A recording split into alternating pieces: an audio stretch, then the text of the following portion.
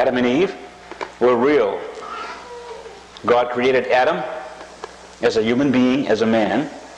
God created Eve as a human being, as a woman. The book of Genesis is true. Evolution and creation have nothing in common. They are mutually exclusive philosophies. Evolution and creation do not blend. You cannot believe in evolution and believe in creation. It is impossible.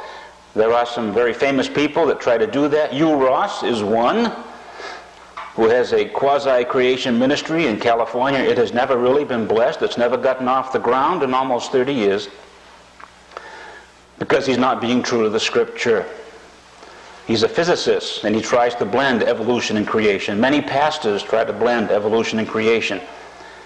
By definition, evolution means no God, by chance. Creation means God, by definition. Okay, that's the framework. And could there be enough people for Cain to be worried about losing his life after he killed Abel if it all started with Adam and Eve? We saw that last week. Yes, there are. Within 300 years, there would be over 1 million people. Over 1 million people in 300 years, assuming a family size of 10, which is ludicrous. It would be much larger than that. My own grandmother was one of 16. My grandfather was one of 13. And my great-grandfather and great-grandmother did not live to be 930 years old like Adam did. So yes, there's plenty of time for all the people to get there. Now what about the races? Where did the races come from? Now here's an area where there is an awful lot of ignorance being taught in our school systems. There are still those that teach that the different races evolved at different places at different times. But that's not accepted by any serious evolutionist any more than it is accepted by a creationist. Dr. Thomas Coker, who did teach a few years ago at the University of New Hampshire, was given an award for discovering the African Eve. That every single living human being on the face of this earth was somehow descended from this African Eve. And he's an evolutionist. He's an atheist. So everybody accepts that. We all came from two people. All the races came, if you're an evolutionist, from this African Eve. If you're a creationist, all the races came from the real Eve. The real Adam and the real Eve. So where did they all come from? Well, what is it that makes a race a race? The Bible does not talk about race. There is just one race. In fact, in the book of Acts, it tells us that one race, one blood, one race. You have different characteristics. We recognize 4 major races. We as evolutionists anyway, not me. I don't recognize races. Different characteristics of skin color. We all have melanin. We all have the same stuff in us. It's just turned on at different times in different ways, and some have more than others.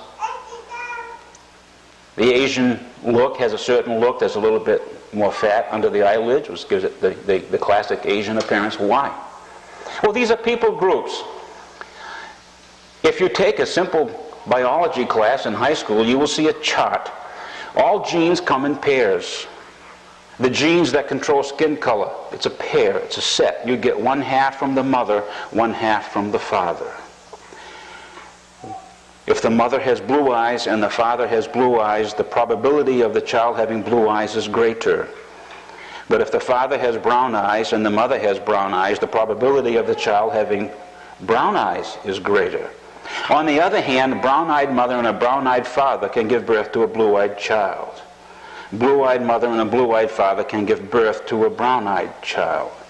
Why? Because genes are in pairs, are in sets. They all come in pairs. Now, there have been some classic cases, and I was looking for the picture and I couldn't find it. In Creation magazine, there was a picture of a set of twins, a black mother and a white father, and these twins, one is white, one is black. Same parents. Born the same day, 5 minutes apart. Why? Because a black mother a black father and a white mother could give birth to black children, could give birth to white children, could give birth to mulatto children. In this particular case, one child was black, fully black, and one child looked as Caucasian as I do. Twins. Races don't mean anywhere near as much. Even evolutionists now are starting to get away from the term. Here's an interesting case. There's a picture here of a black man from Australia who was a good friend of this white guy right here. He needed an organ. Don't remember what it was. Whatever it was he needed, a kidney or something like that. I forgot what the organ was. They tried to find a match. The perfect match was with his white friend, his white buddy. So this white man is donating, I guess a kidney, probably one of his kidneys or whatever the organ is, to this black guy. Why? Because he couldn't find a match in the black community in Australia. But they could find a match in the white community, his best friend. Race is an artificial word. It's an evolutionary word. It is not a word from the Scripture. Darwin, and I have a National Geographic magazine downstairs. I forgot to bring it up with me. There's a number of quotes there that are quite fascinating, made by Darwin. Here's one here from a book by Stephen Jay Gould, who was God's greatest enemy until he died early at the age of 55, a very short time ago this year. Stephen Jay Gould took over, in my opinion, from Carl Sagan. Wrote a book called The Panda's Thumb. And he quotes Darwin, "Men of the black races have a brain scarcely heavier than that of white women." How do you like that? He goes on to say, Stephen Jay Gould here, Stephen Jay Gould does not accept this. He says both the anthropological argument given by Darwin is that both women and blacks were like white children, and that white children, by the theory of recapitulation, represented an ancestral adult stage of human evolution. How do you like that, ladies? While you're out there fighting, everybody here, I believe, is a creationist. But I have to laugh when you look at the National Organization of Women and all the fuming and fussing going on out there. They all hate God. They all hate the church. They see us as disgusting because we keep women down. We believe that the man is the head of the family. And yet those evolutionary people that they're hanging around with, those are the people that came up with these philosophies, these theories that women are inadequate. Doesn't come from us. Doesn't come from fundamentalists. It comes from evolution. The inadequacy of blacks comes from evolution. It's evolutionary teaching. Charles Darwin says in National Geographic magazine in 1968, well, he wasn't alive then, but they quote him from one of his journals on his voyage on the Beagle, that he didn't believe you could ever teach an Australian Aborigine as much as a Caucasian white person. Doesn't have the capacity to learn. That article closes with a comment from an Aborigine who says, you know, we're going to have equal rights shortly in Australia. They didn't have equal rights primarily because of the teaching of Charles Darwin. Christians know better. God created Adam, he was a real man. God created Eve, she was a real woman. And the truth is that women are intellectually superior to men. They have a bigger trunk that goes back and forth between the left half and the right half of the brain. Now, I know I can irritate a lot of men by saying that, but get over it. You know why Satan didn't argue with Adam? Because Adam was singular in his purpose. He couldn't even have started to get Adam to consider. Satan argued with Eve, and Paul makes a point of that. Eve is the one that was deceived. But did you notice how much discussion Eve had with her husband over eating the fruit? We have about 12 verses of debate between Satan and Eve. Eve says to Adam, "Here, take and eat this," and he goes, "Okay." That doesn't sound like a genius to me. He's doing exactly what she said. Adam and Eve complement each other, created by God. And by the way, I have a computer-generated set of pictures here. I'm going to be at NBBI, in fact, on December 2nd and 3rd, doing talks on creation. I'm going to be using this computer-generated mix of different races. And as you look at this, I think I've shown this to you before. This is about 10 years old. As you look at this, it astounds me every time I see it. There is no such thing as race. We are one race. We are one people. There are people groups, but all of the characteristics for every race, quote unquote, on the face of this earth came from Adam and Eve. Actually, from Noah and his wife. But I'll leave this out so that you can look at it if you want. Race, not a biblical word. Could all the races come from Adam? Of course they can. If you're an evolutionist, they've all got to come from the African Eve. You cannot have two groups evolving. The probability is too crazy for that. Even evolutionists accept that. So there you have it. I'm going to continue next week with this whole thing. We're building on this. It is so important. I've realized as I've gone along, I've made too many assumptions. One of the assumptions was I thought everybody in this room knew exactly that Adam was one person and Eve was one person, and I know for a fact that that isn't always true. Not everybody believes or catches on where I'm at. So I'm going to keep pounding on this. Adam and Eve, one man, one woman, real people created by God, the first two human beings ever created.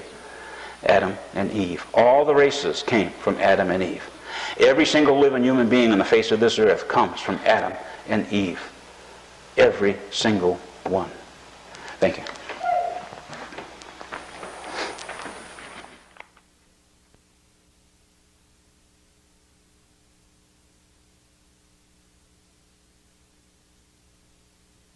Continuing with the theme, and I'm going to keep pounding on this and pounding on this.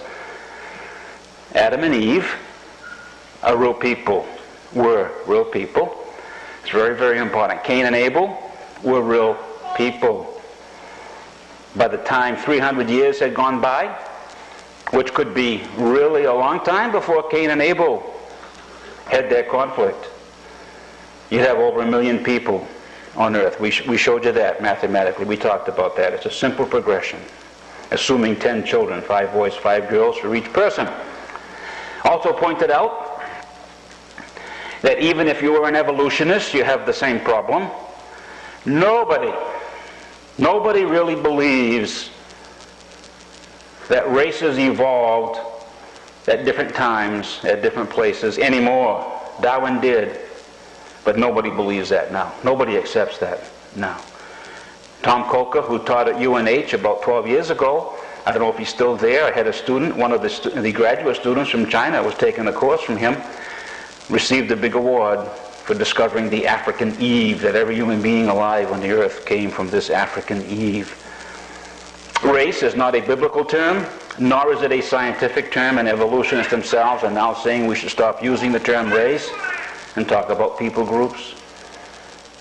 There are greater differences between races genetically than there are greater differences within races genetically than there are between races. Oftentimes the best donor for an organ for a black man isn't from an organ from a white man. I showed you that last week.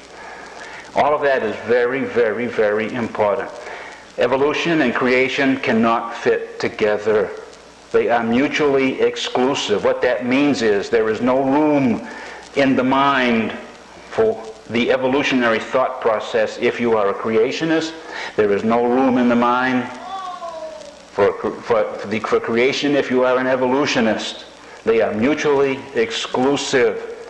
Evolution means there is no God. That's what it means by definition. Anybody that says, I believe in God, but I believe in evolution, is schizophrenic. It's an oxymoron. It's impossible. It's like saying, I believe in God and I don't believe in God. It's nonsense. Evolution, by definition, is something came out of nothing. Particles to people by accident. Do you remember my example? Nothing became a rock, became a frog, became a princess. That's the evolutionary mindset. The creation mindset is very different. God created. And there are two banner verses for those positions, the creation worldview and the evolution worldview. I'll be sharing this, in fact, at I'm going to NBBI. I'm kind of excited about that. I'm going to be in Canada Tuesday and Wednesday speaking at chapel on this very issue of creation evolution, on the worldview concept. 2 Timothy 2:15, you know what it says? Study to make thyself approved unto God, a workman that needeth not to be ashamed, rightly dividing the word of truth. And the Bible is the word of truth. That's the banner verse for creation, standing on the Scripture. The banner verse for evolution is very simple. It's Psalm 14:1. You know what it says? And this is the Bible, it's not me. The fool says in his heart, there is no God. Oh, those are the two banner verses for the two positions. Now, everybody here, I hope, stands on the Scripture. And this is a quiz. I'm going to give you a quiz. The creation moment this morning is a short quiz. I want every junior high and high school student to be paying attention right now. I could ask names. Maybe I will. We'll see. Make you nervous if I say that. Okay, I've got two questions that establishes whether or not you use 2 Timothy 2:15 as your banner verse or not. Question number 1. What came first, the chicken or the egg? Lauren, the chicken. Why? Amen. Absolutely, right on the money. The chicken came first. You're standing on the Scripture. Okay, now here's one that's a little more complicated, maybe a little more confusing. Very significant. Which came first, the chicken or the dinosaur? Which came first, the chicken? Anybody want to throw an answer? One of the teenagers. Can you answer that? Okay, Lauren again. What came first? What? You created different animals. Well, chicken came first because you created birds first. Oh, that was your... Okay, don't trust your mother. Just kidding. This is critical. That is not really a humorous question. The chicken came first because God created birds, and then he created those things that crawl on the face of the earth. Why is that a critical question? We have a videotape somewhere. It may be where two or more gather now with Carl, I'm not sure. But we have a creation videotape that quotes an evolutionist, interviews an evolutionist, and you can read it too if you read evolution. Birds are today's dinosaurs. There's this evolutionist standing there in this video that says, do I believe in dinosaurs? Of course I do, because dinosaurs are alive today. Every time I look out at my bird feeder, I see a dinosaur. You see, in the mindset of the evolutionist, birds didn't come first. Dinosaurs came first. You remember? Nothing became a rock, became an amphibian, Frida the frog. Remember? Squeak, squeak. Frida the frog is what gave birth to everything else. So the amphibian, the dinosaur, the alligator, whatever, crawled up out of the water onto land, laid an egg, and at one point in time, for no reason whatsoever, the egg hatched and a bird flew out. That's the evolutionary position. Evolutionists honestly believe that birds came from dinosaurs. As a creationist, you know better. Birds were created the day before God created dinosaurs. Those are the two questions. Now, are dinosaurs in the Bible? That's a third question. I'm not going to answer that this week. I'm going to ask you to answer that next week. But let me ask you, the teenagers again. I've mentioned this before. I've discovered, by the way, I'm completing my 8th year of preaching. I'm completing my 5th year in about 3 weeks of being officially pastor here. But I preached for 3 years before that. And in 8 years of preaching, I'm astounded sometimes at the things questions that people ask me. It's kind of interesting. So I'm not going to assume anymore that because I've said something 10 times that people are listening. Sometimes my mind wanders too. There's nothing wrong with that. I think that's why, as Rick Warren says, creative redundancy is important. Are dinosaurs mentioned in the Bible? Teenagers. You know where? Where? What chapter? You don't know the chapter? Okay. How about dragons? Are dragons mentioned in the Bible? Okay. So read Job chapter 40 and read Job chapter 41, and next Sunday we'll talk about that. This is so important. This is the foundational stuff for Christianity. It really is. Your view of the Scripture. Adam and Eve are real. Cain and Abel were real. Where did Cain get his wife? He married a sister or a cousin. How many people would be on earth at the time that Cain sinned by killing Abel? Could be over 1 million. Remember, they all lived to be 800, 900. Read chapter 5 of Genesis. All lived to be 900 years old. 800, 900 years old. That's an average. Races. Race is an irrelevant term. It's not a biblical term. It's not a scientific term. We're one race, one face, one race. Right? The egg did not come first. Ann Landers did a whole column on that. The chicken came first because God created birds. Chickens came before alligators because God created alligators on the second day.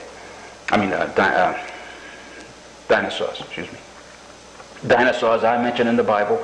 I believe dragons are mentioned in the Bible. So read Job chapter 40, Job chapter 41, and tell me who you think Behemoth is and who you think Leviathan is. And we'll talk about that next week. Thank you.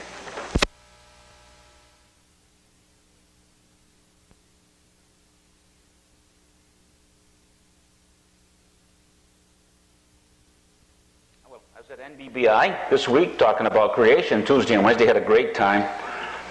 Even got a chance to teach an ethics course because Mr. Hogue had to be somewhere, so we tied the ethics and creation together. Continuing, Adam and Eve, real people, created by God. One man, one woman. Within 300 years, there would be 1 million people if Adam and Eve and each of their children each had 10 children. One race, one face, as Ken Ham likes to say. Race is not a biblical term. The races did not evolve separately. Truthfully, nobody believes that, not even an evolutionist.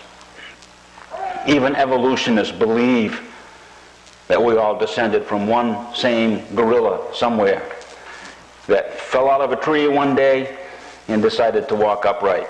So that's not an issue. Nobody believes that there were pockets of people evolving here and here and here and here and here. Nobody believes that. And it goes back to that calculation.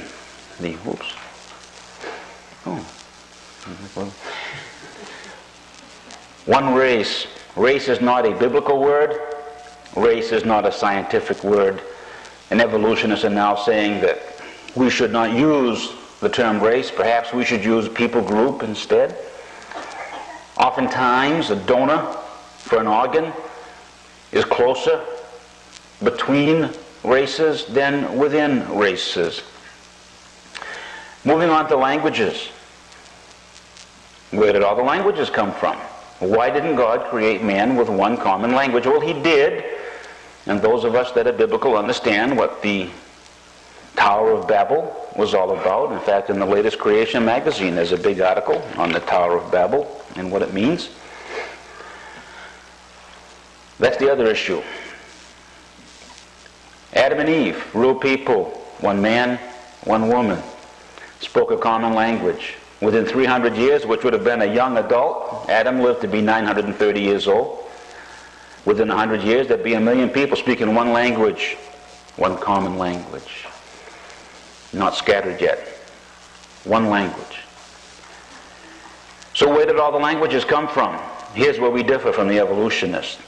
The evolutionists believe that languages evolved as people separated. Dialects certainly evolved.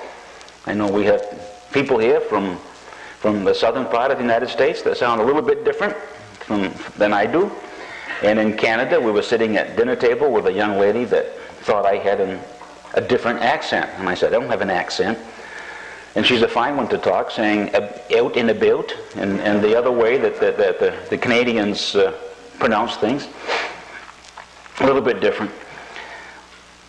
But languages came from the Tower of Babel. You remember the story. It's in Genesis chapter 11. The men got together and they built this big, tower. The scripture does not say that they were trying to build it into heaven, but just simply build a tower that marked the supremacy of man. in the heavens. The top of the towers, the top of the pyramids were in the heavens. And if you look in the pyramids were designed in a specific way, ultimately reaching the throne room of the false god, if you will, near the top of the pyramid. So God's response to this was to scatter them out by changing their language. Now there are a couple of things about this, by the way. There's a positive approach to scattered language. It prevented the perversion that we're facing now. We almost have a unified language now around the world, and it tends to be English. We have managed to pervert the entire world with the pornography of American English. There's almost no place you can go now that isn't exposed in some way, shape, or fashion to programs like Friends and others, polluting the entire world with our common language. So by complicating language, God prevented the spread of the perversions of things like pornography and other disgusting things, if you will. We had a young lady stay with us from international students back in the very beginning. Her name was Anastasia. Some of you remember her. She was Russian. And her paper that she wrote at USM was a paper on humor, English humor, which is very different from Russian humor. With different languages, everything kind of stops. It doesn't flow so well. I never forget one time, Jeremy was very little. She loved Jeremy. She thought he was a real kick.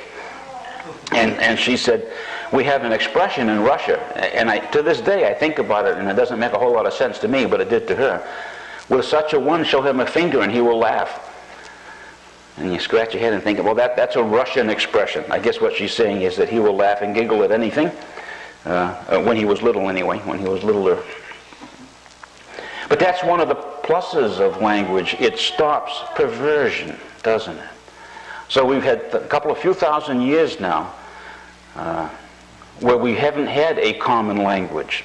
We are now once again approaching a common language. Now the downside of languages is the spread of the gospel. It makes it more difficult to spread the gospel. Hence the Bible is translated now in a variety of languages.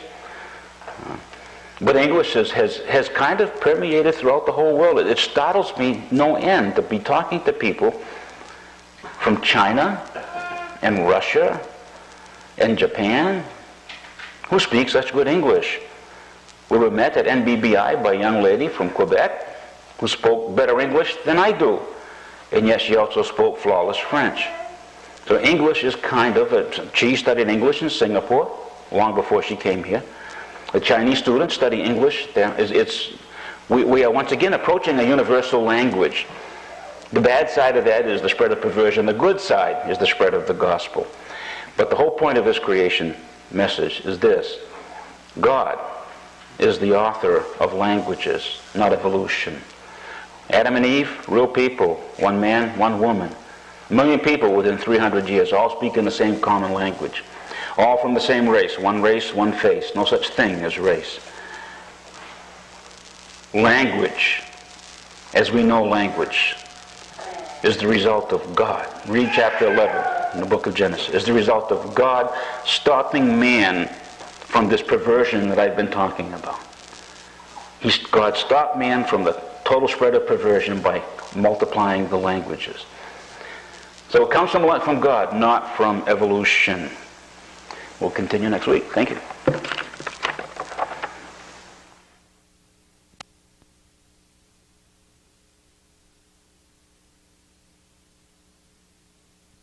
One man, one woman, created by God. Cain and Abel, 2 men, born of Adam and Eve.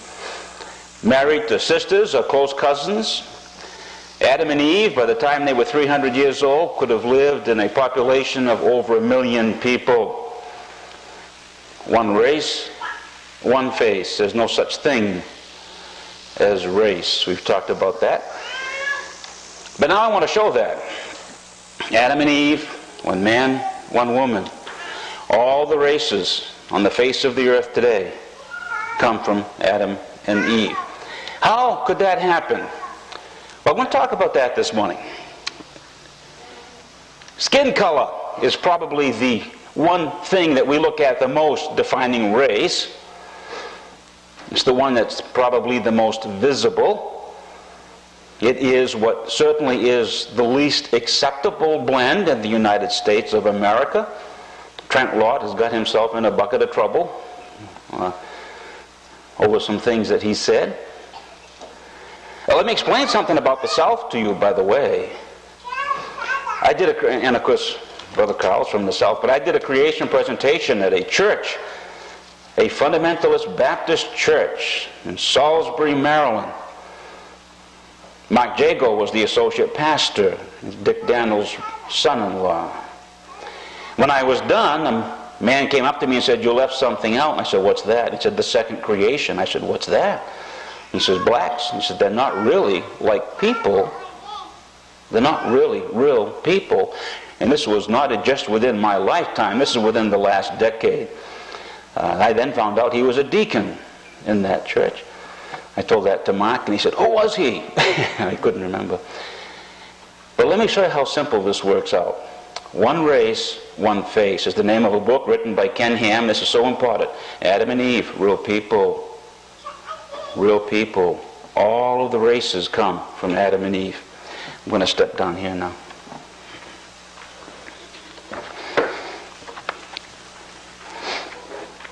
Scientists do not agree on exactly how many genes make up skin color. At least 2, probably 4, because scientists don't agree on much of anything. Things are always changing in science. I'm going to choose 2 because for the simplicity of it. That means that as a parent, if I were Adam, these are 4 black genes. A gene is a segment of a DNA molecule. A DNA molecule is a huge information gathering thing. Adam was black. Eve was white. I forgot why, but it has to work out that way. Eve could not have been black and Adam white, and I can't really remember exactly why. But I now need to... Eve, would you come up here? Psst. Oh, you don't want to? Okay. Oh, all right, Armin, come up here. Yo, yeah, come on. This is not a very pretty one, but...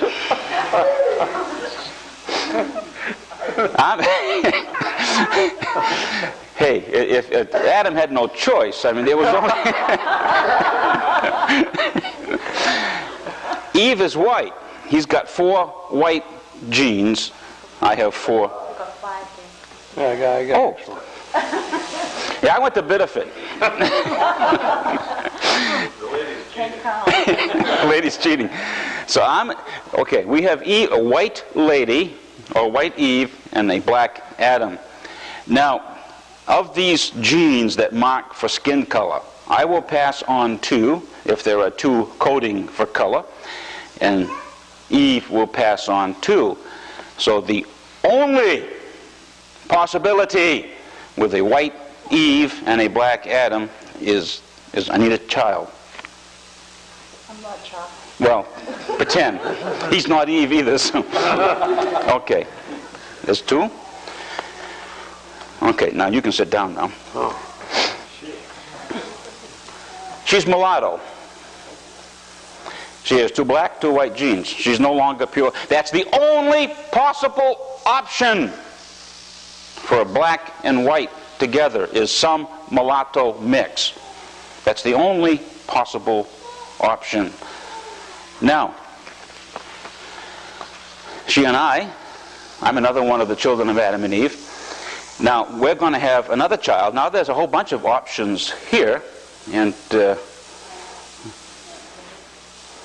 come on up. You're going to, I'm not sure yet. Oh, you want to come up? Okay, you sit down. You come up. This is cool. So, I can pass 2 genes to her. So if I pass her 2 white genes, and she passes a black gene and a white gene, now we have a child that is light brown. Okay, you can sit down now. She's light brown. And now, I'm now a child that's well, dark brown, because I have now 3 black genes and 1 white gene. Now we can have a child, and when we do, we need to, now you can come up. I'm still, what color now?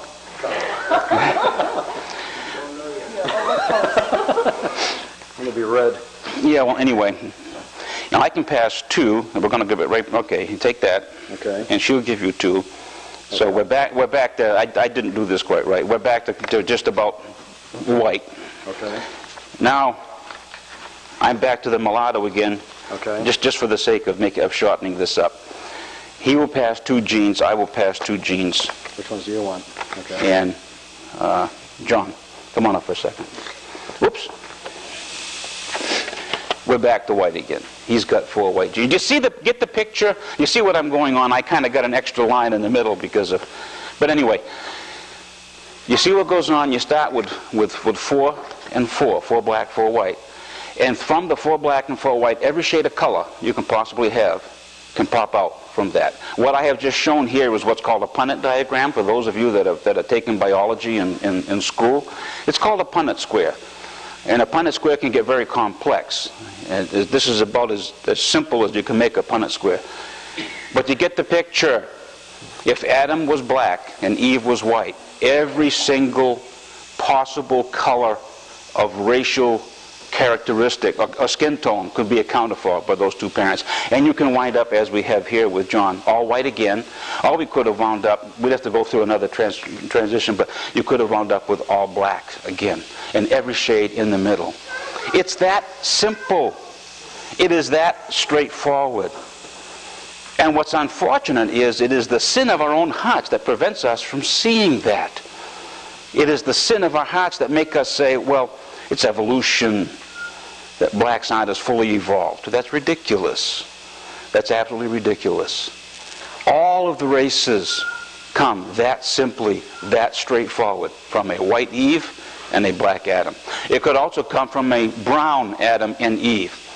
Well, why would God do that? I don't know. I never saw Eve, I never saw Adam. I'm not quite that old. There are people here older than me, you'd have to ask them. But if Eve was white and Adam was black, every single skin tone available in the world today could be explained. Okay, thank you. 1 race, 1 face.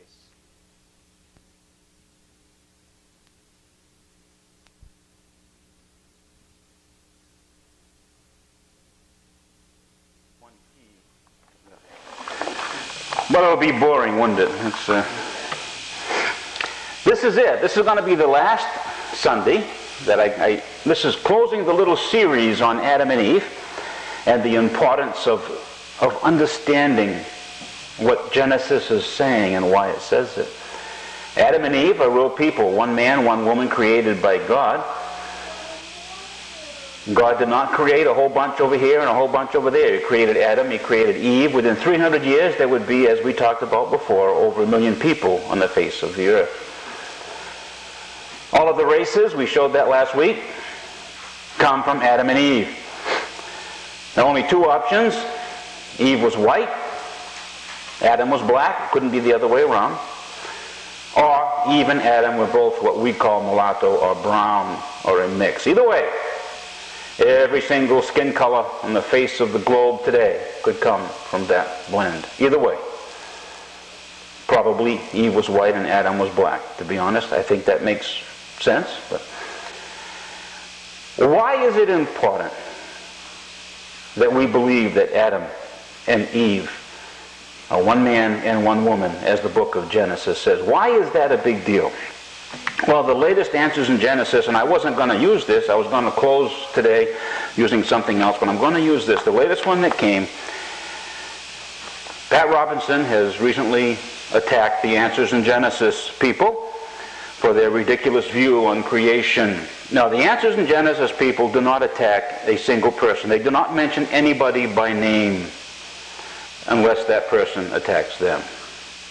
And then they defend themselves.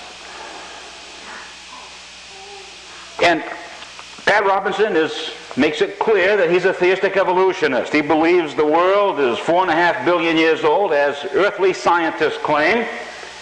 He believes, as does Some of the others, like Bill Bright and Hugh Ross, and some of the other well-known theologians. Bill Bright is the founder of Campus Crusades. Hugh Ross is the founder of a ministry for creation that never got off the ground about 30 years ago. And I know why it didn't get off the ground. It doesn't honor God. It's what's called theistic evolution, and this is going to be the wrap-up today on this stuff. I'm going to now move into other things starting next week. Well, what fully is wrong with theistic evolution? I mentioned before that one thing you cannot say is I believe in creation or God and I believe in evolution. That is a ridiculous statement.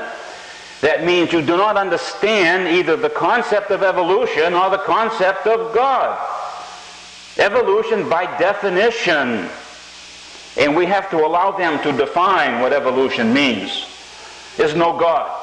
Okay, you got that? That's the definition of the theory of evolution. Particles to people, atoms to managers by accident. That's the definition of evolution. I have no right, nor does any other theologian, to redefine the evolution position. Evolution by definition is no God. You got that? Crystal clear. Creation means God acted. Evolution means God did not act. There is no God. You can't blend the two. You don't understand the two. Huxley did. He understood them very well. Carl Sagan did, the author of Cosmos and the Nova program. Stephen Jay Gould did. He understood full well there is no God. These are atheists. At least they were honest people. They were consistent people. They were honorable people. Darwin and Sagan and Stephen Jay Gould. Because they understood the real, and Huxley, they understood the real significance of evolution. They didn't try to pervert either the theory of evolution or the Word of God by trying to put the two together. That is a horrible perversion. I'm going to close with this morning. What is such a big perversion about it? Well, you see, if you accept the dating times of the theory of evolution, then you have to believe the earth is 4.5 billion years old. You have to believe by necessity that death is the norm. Charles Darwin says in Origin of Species, out of death comes life. That's a quote. I can show it to you. If you come with me to the library, we'll pick up the book and I'll show you the quote. Out of death comes life. The Bible says death is the result of sin. So you have to accept right away that death is a norm. Number one. Number two, now you got a real problem here. You have to believe that there were people on the face of the earth that did not have a soul. They are defined by theologians like Pat Robinson as pre-Adamites. Human beings before Adam. You see, because if you have any association with the Bible at all, then you understand that Adam was 6,000 years ago. You follow the genealogy of Scripture, whether you are a theistic evolutionist or a creationist. Adam and Eve existed 6,000 years ago. That's it. You maybe can stretch it to 8 or 9 or 10,000, but you can't stretch it to 2 million years. See, that's the age of humanity according to the theory of evolution, 2 million years. I'm going somewhere with this. Now pay attention. Now this is very, very important. I'm going someplace with this. If humans existed 2 million years ago without a soul, they are not redeemable, right? It is only Adam and Eve that would be redeemable. They got their soul 6,000 years ago. Theistic evolutionists and creationists agree on this. Adam and Eve were real and received a soul at a certain point in time. We believe as a creationist that God gave the soul to Adam when he created him. They believe that God blew a soul into Adam after 2 million years of evolution. What's the problem? Well, if you accept that dating, then you know that Africans, Native Americans, and Australian Aborigines were around 60,000 to 100,000 years ago. If you're accepting the evolution position of dating. So what Pat Robinson and Bill Bright and Hugh Ross have done is they have just said, crystal clear, that Africans, Aborigines, and Native Americans are not redeemable. There's no sense to share the gospel with them because they can't be redeemed. You see, they existed as a people before Adam and Eve. So they are pre-Adamites. Isn't that ridiculous? What a perversion of God. Think about the perversion that is. And think about what the people are saying around you when you listen to people and read things. And it is so prevalent now. Wheaton College is universally a theistic evolution school. Think about that. Adam and Eve, real people, the first two human beings created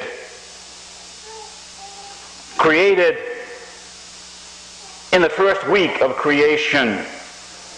There are no pre-Adamites. There were no human beings on the face of this earth before Adam and Eve. There was no death on the face of this earth before Adam and Eve. Death is the result of sin. That's what we're going to be celebrating shortly in the next few days. What is the meaning of Christmas? If you don't understand that, you have no clue what Christmas means. In fact, we're going back to Genesis this morning. So important. God created Adam. God created Eve. God created. Evolution is a theory founded on a satanic view of mankind. It cannot be blended with God. It cannot be blended with the church. There is no blend. It is, by definition, accident. Creation is, by definition, God's loving forming of human beings and the whole world around us. That's got to be crystal clear in your mind. Well, this is it. Now we're going to move on to other things starting next week, but I hope this is, we spent about 2 months doing this. I hope that there's not a single human being here today that is fuzzy at all about the fact that Adam was real. Eve was real. Created by God, and Adam and Eve are the progenitors of every race on the face of this earth. There is no such thing as an unredeemable human being because there's no such thing as a pre-Adamite. There is no such thing as a human that ever existed without a soul. That is the myth. Creation is not the myth. Creation and evolution are 100% totally opposed. There's no blend. I hope that's crystal clear. My wife says that I sound angry when I'm upset about something. I hope I'm not sounding angry. I'm not intending to be angry. I'm intending to make this a very strong statement. This is the conclusion now to a whole series of stuff. But I hope there's no confusion at all. They cannot be blended. Creation and evolution are separate. Cannot be blended. Hope everybody has that. Thank you.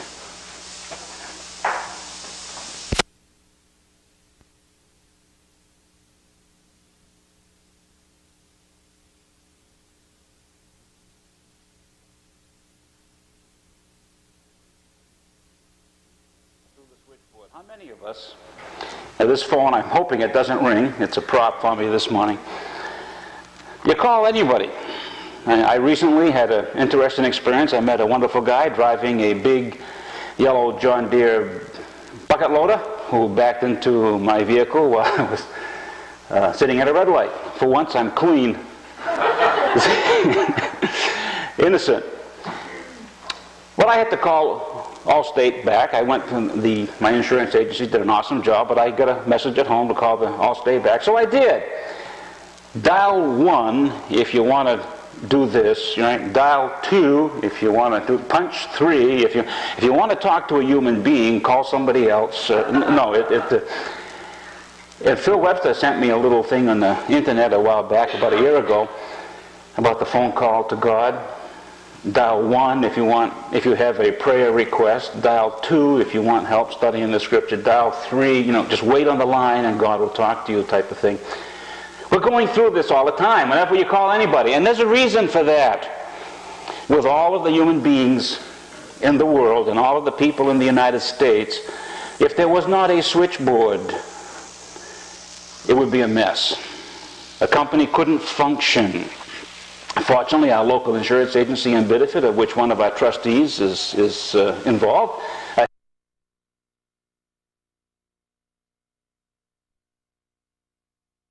has a human being at the switchboard. You call there and a human being tells you, no, you can't talk to him. He's on the line or he's out or whatever, but he'll call you back. But there is a switchboard, and it is so frustrating. Maybe it's because I'm old, but I don't like punch 1, punch 2, punch 3. It'll take you sometimes 20 minutes to get through. You know, I just want to talk to a person, a human being. Well, the interesting thing is that cells, every single individual cell in your body, according to an article here from Nature magazine, research done by Johns Hopkins Medical Institution. Johns Hopkins is a research hospital. Research done at Johns Hopkins has discovered that cells have a switchboard. When Darwin invented his theory, he thought a cell was a simple mass of protoplasm. You can go read the original Origin of Species. You can read it. You can get it in the library. Biddeford Library and Saco Library has the Origin of Species. It was believed that a cell was extremely simple. It was just an undifferentiated mass. Darwin had no idea. Scientists had no idea how complicated a cell actually is. And this research at Johns Hopkins, which was reported in Nature magazine, says that, here's a quote from the researcher himself, "The results of our research add a layer of complexity to understanding how messages are communicated by a cell. Without this switchboard system, the cell would go crazy and overload." See, there's nothing simple about a cell. What interests me is I look at these things, and also it doesn't escape the people that write the Answers in Genesis magazine, Creation magazine. If this whole theory was founded on a misunderstanding, founded on a lack of education, a lack of knowledge, why do clear-thinking human beings continue to build on it? Why don't they just quit? If you made, I saw a very humorous cartoon of the evolution of the wheel, and it showed a car with square wheels. A car with square wheels won't get you very far. It'll just sit there. After a while, you realize that wheels need to be round, not square. So you give up trying to make a car with square wheels. You throw the idea away. It doesn't work. Evolution was an idea founded on square wheels. It should be thrown away. We have a couple of young ladies from Germany here. One of a very famous scientist for the United States was also a very well-known scientist within Germany, Werner von Braun. Werner von Braun was a creationist. You don't hear that very often. He was a very dedicated Christian. He believed that we are the result of intelligent design by God himself. And he is the father of our space program. Werner von Braun, after the war, came over to the United States, and he worked here in NASA, the father of our program. He was a creationist.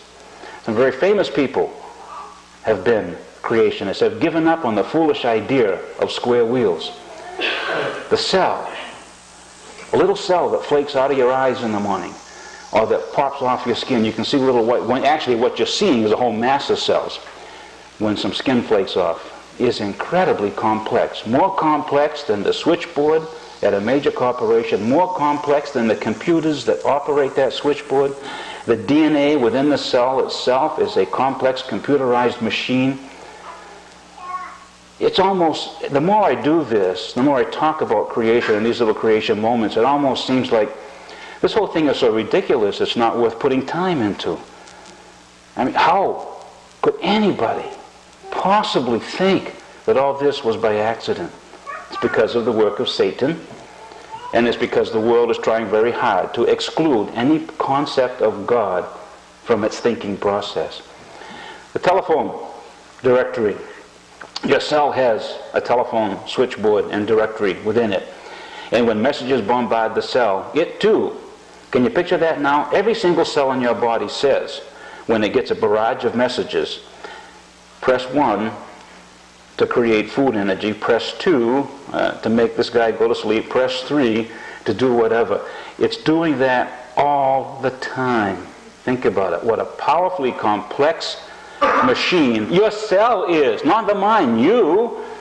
Your cell, every single cell in your body, every single cell is incredibly complicated. Think about it. Thank you.